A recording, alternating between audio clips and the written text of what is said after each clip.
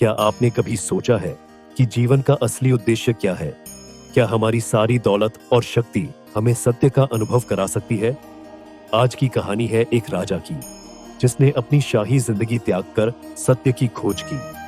इस प्रेरणादायक कथा को अंत तक जरूर सुने, क्योंकि इसमें छिपा है जीवन का सबसे बड़ा रहस्य। पुराने समय की बात है। एक शक्तिशाली और धनी राजा था, जो अपने ऐश्वर्य और भोग विलास में इतना डूबा हुआ था कि उसने कभी अपने जीवन का सच्चा उद्देश्य जानने की कोशिश नहीं की। एक दिन उसके राज्य में एक प्रसिद्ध साधु का आगमन हुआ। साधु अपनी सत्यता, ज्ञान और तपस्या के लिए प्रसिद्ध थे।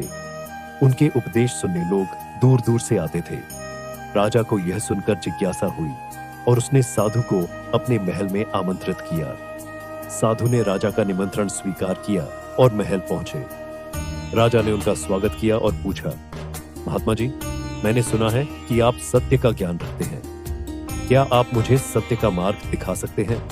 साधु मुस्कुराए और बोले, राजन, सत्य को जानने के लिए पहले आपको अपनी लालसा और मोह माया को छोड़ना होगा। सत्य केवल तब प्रकट होता है जब मन शुद्ध और सरल हो। राजा ने कहा, मैं सब कुछ छोड़ने को तैयार हूं, बस मुझे सत्य का ज्ञान दीजिए। साधु ने राजा की बात सुनकर कुछ पल सोचा और फिर कहा, राजन, सत्य को पाने के लिए आपको अपनी राजसी पहचान को छोड़कर मेरे साथ एक साधारण व्यक्ति की तरह रहना होगा। क्या आप तैयार हैं? राजा ने थोड़ी झिझक के बाद हामी भर दी।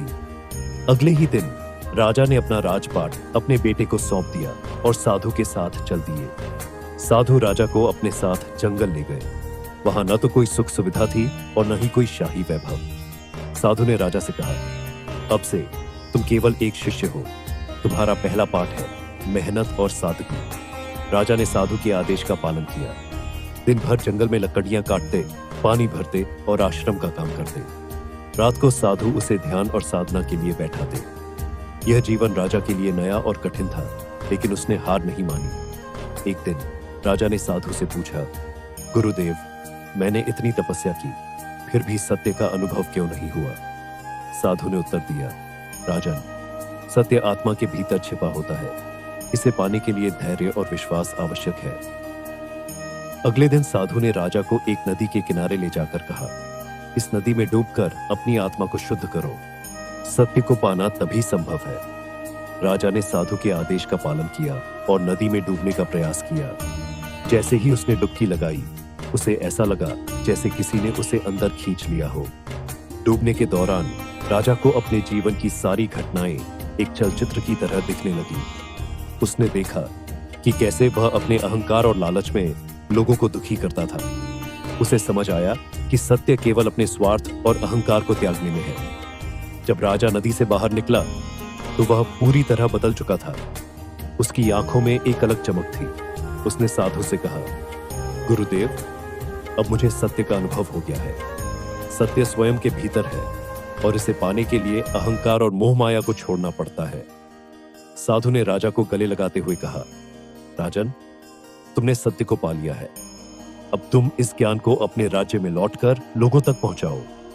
उन्हें सिखाओ कि सत्य का मार्ग कठिन जरूर है, लेकिन यही जीवन का असली अर्थ है। राजा अपने राज्य लौटा और जीवन भर सत्य, न्याय और धर्म के मार्ग पर चला। उसके राज्य में लोग सुखी और संतुष्ट रहने लगे।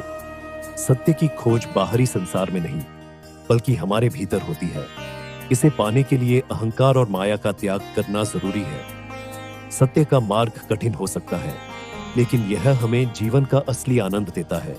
तो दोस्तों, इस कहानी से हमें यह सीख मिलती है कि सत्य की ताकत केवल त्याग, धैर्य और तपस्या से ही समझी जा सकती है।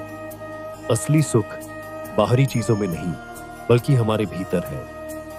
अगर आपको यह कहानी अच्छी लगी तो इसे लाइक करें, अपने दोस्तों और परिवार के साथ शेयर करें और ऐसे ही और प्रेरणादायक कहानियां सुनने के लिए हमारे चैनल को सब्सक्राइब करना न भूलें। धन्यवाद।